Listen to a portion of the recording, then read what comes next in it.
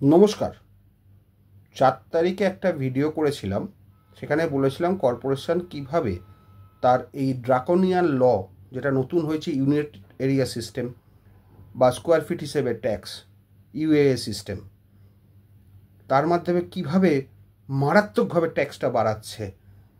শহরে মধ্যবিত্ত বলুন, নিম্ন মধ্যবিত্ত বলুন, উচ্চবিত্ত বলুন, বা যাদের ছোটোখাটো দোকান, বড় দোকান ইত্যাদি ইত্যাদি, মল, মানে অত্যাধিক মাত্রায় ট্যাক্সটা বাড়াচ্ছে। কেন বাড়াচ্ছে? কারণ তাদের এখন স্কোয়ার ফিট হিসেবে সিস্টেম হয়ে গেছে, 5টা ক্যাটাগরিতে ভাগ করেছে, ABCDE, যার ক্যাটাগরিতে যেরকম সে সেইভাবে তাকে ট্যাক্স দিতে হচ্ছে। এবার কমার্শিয়ালের ক্ষেত্রে, কমার্শিয়াল যারা আছে তাদের ক্ষেত্রে সেই ট্যাক্সটা কিন্তু তার ল্যান্ডলর্ডকেই দিতে হচ্ছে, যদিও ল্যান্ডলর্ড কমার্স করছে না, তার টেনেন্টরা কমার্স করছে, কমার্শিয়াল ইউজ করছে, কিন্তু সেই ট্যাক্সটা ল্যান্ডলর্ডকে দিতে হচ্ছে, এবং সেটা কিন্তু খুব একটা কম নয়।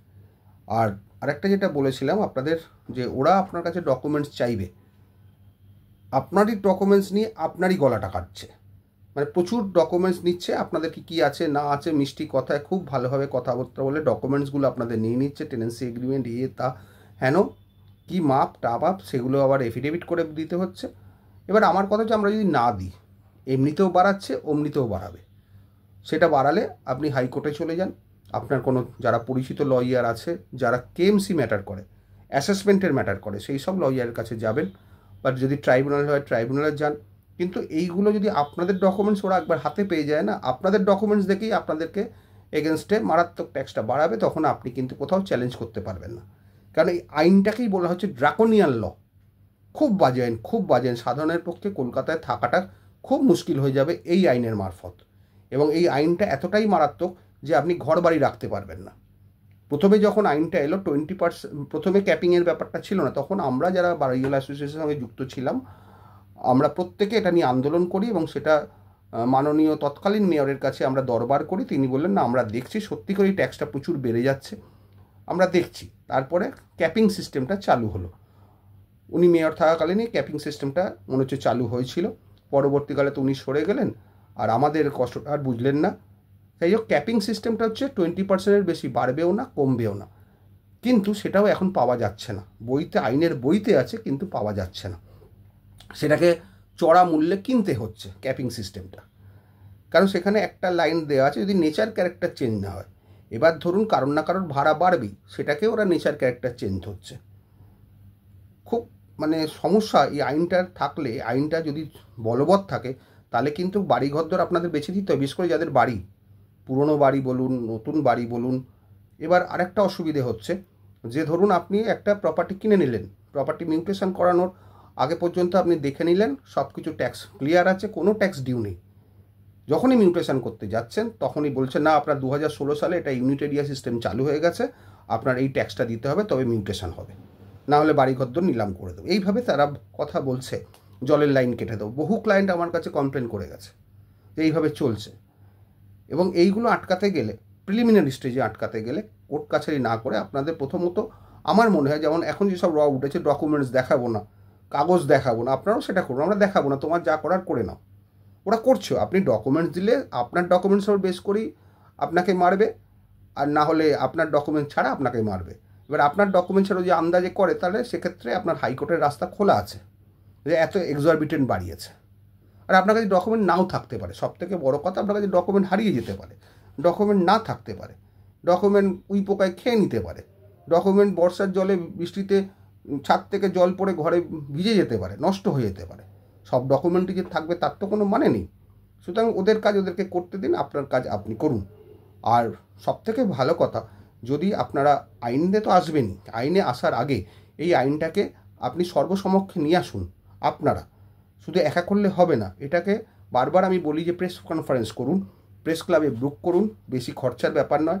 যাদের যাদের পাড়ায় হয়েছে একটু একত্রিত হয়ে করুন, কোনো নন পলিটিক্যাল ভাবে করবেন, কোনো পলিটিক্যাল আলোচনার দরকার নেই, পলিটিক্যালি কিছু করবেন না, নন পলিটিক্যাল ওয়েতে করুন। পলিটিক্যালি করতে গেলে কিন্তু আন্দোলনটা আপনাদের হবে না, সংগঠিত হবে না, পুলিশ মারবে, করবে, সব কিছু। সাধারণ মধ্যবিত্তর পক্ষে সবসময় এইভাবে লড়া সম্ভব না। সুতরাং আপনারা ভদ্রভাবে এই আইনটা মাননীয় মমতা ব্যানার্জির কাছে সম্মুখে তুলে ধরুন।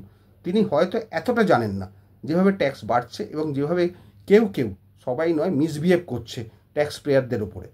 ট্যাক্স পেয়ারদের ওপরেই কিন্তু চলছে।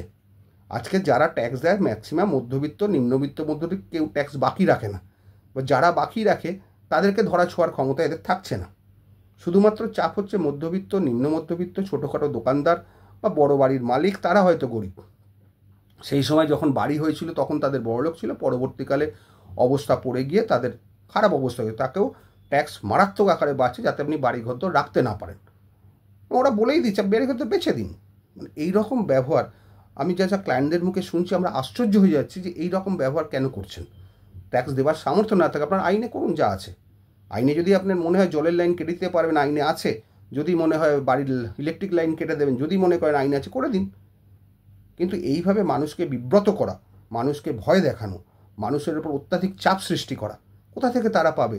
আর আজকালকার যা বাজার পড়েছে, খাবার পয়সা জুটছে না লোকের, সংসার চালাতে পারছে না ঠিকমতো, তারপর বাড়িঘর রাখতে গেলে যদি এইভাবে ট্যাক্স বাড়ায়, মানে কল্পনা করা যাচ্ছে না। একজন কেঁদে ফেলছে চেম্বারে এসে, বলছে স্যার আমি টেনেন্সি থেকে মাত্র 500 টাকা পাই, আমাকে 5,000 টাকা বলছে পার কোয়ার্টার ট্যাক্স দিতে হবে ওই টেনেন্টের জন্য। এবার টেনেন্টের কাছে গেলে টেনেন্ট বলছে আমি কোথা থেকে পাবো, আমি দিতে পারবো না। প্রাইমারি লায়াবিলিটি ল্যান্ডলর্ড দিল না। এবার এখন একটা সিস্টেম হয়েছে পার্সোনাল লায়াবিল টু পে। আপনি টেনেন্টকে পার্সোনাল লায়াবিল টু পে করলেন, টেনেন্টের নামটা ওদের খাতায় উঠে গেল। পরবর্তীকালে টেনেন্ট ধরুন ট্যাক্স দিল না, টেন্টের ঘরে ওরা তালা মারবে, তখন আপনি কী করবেন? আপনার ভাড়াটাও আটকে যাবে, ওদিকেও যাবে। এই হচ্ছে অবস্থা। সুতরাং এই ড্রাকোনিয়ান লটাকে যদি চ্যালেঞ্জ করতে হয়, আপনারা কিন্তু সর্বসমক্ষে আইনটা আনুন।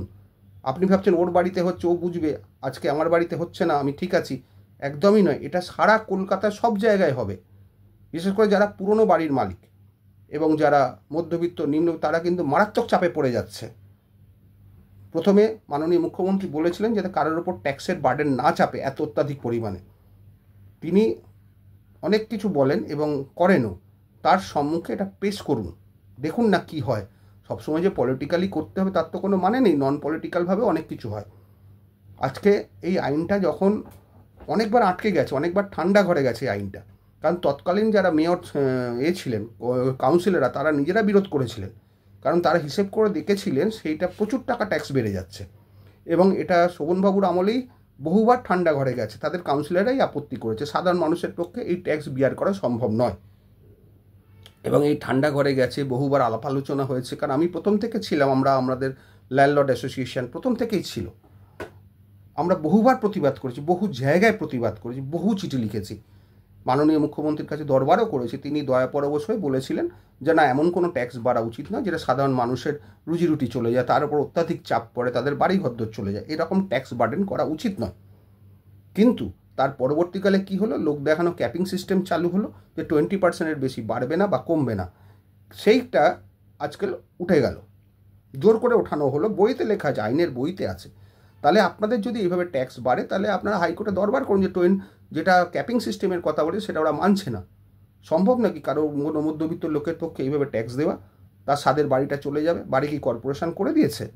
কর্পোরেশনের পয়সায় বাড়ি হয়েছে? কর্পোরেশন শুধু জল দেয়, আর কিচ্ছু করে না, রাস্তার আলো আর রাস্তার জল।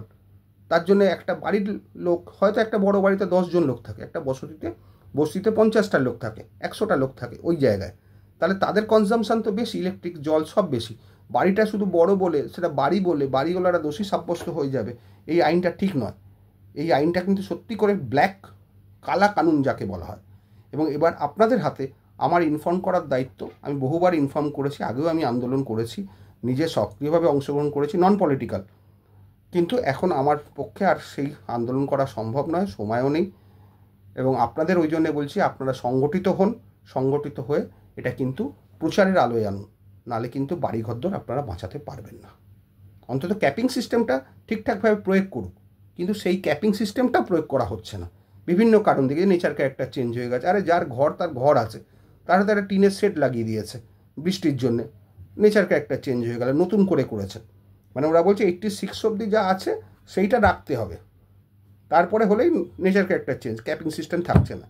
2 বছর 3 বছরের জন্য ক্যাপিং দিচ্ছে, এটা কিন্তু আইন নয়। এটাকে আপনারা দয়া করে চ্যালেঞ্জ করুন।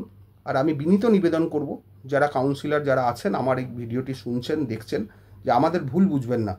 আমরা কিন্তু প্রত্যেকের জন্য বলছি, এবং আজকে আপনারা ক্ষমতায় আছেন, পরের দিন কিন্তু নাও থাকতে পারেন, তখন কিন্তু আপনারাও বিপদে পড়বেন। সাধারণ মানুষ আপনাদের মুখের দিকেই চেয়ে থাকে। তারা তো সবসময় মেয়র সাহেবের কাছে দরবার করতে পারে না বা মাননীয় মুখ্যমন্ত্রীর কাছে দরবার করতে পারে না। আপনারা একটু দেখুন, এই ধরনের ড্রাকোনিয়ান ল একটু আটকান।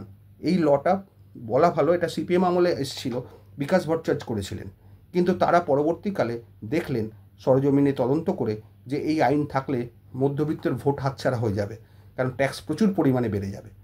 তারপরে সেইটাকেই ধামাচাপা পড়ে গেল। তারপর এই গভর্নমেন্ট এসে সেটাকে আবার তুলে নিলেন। মানুষকে বোঝানো হলো নিজের ট্যাক্স নিজে দাও, ইন্সপেক্টর রাজ খতম করো। কিন্তু ইন্সপেক্টর রাজ তো খতম হলোই না, বরঞ্চ মানুষের উচ্ছেদের ব্যাপার হয়ে গেল। আজকে এই পর্যন্ত বললাম, হয়তো একটু বেশিই বললাম, কিন্তু আপনারা দরবার করুন, আপনারা চিঠি লিখুন সমবেতভাবে। সমবেতর ব্যাপার অনেক শক্তি দেয়। আবার বলে দিচ্ছি, অরাজনৈতিকভাবে আন্দোলন করুন, রাজনীতিকে মাঝে আনবেন না। ভালো থাকবেন, সুস্থ থাকবেন, নিজের বাড়ি নিজে বাঁচান, সবাই মিলে প্রত্যেকের বাড়ি বাঁচান। নমস্কার।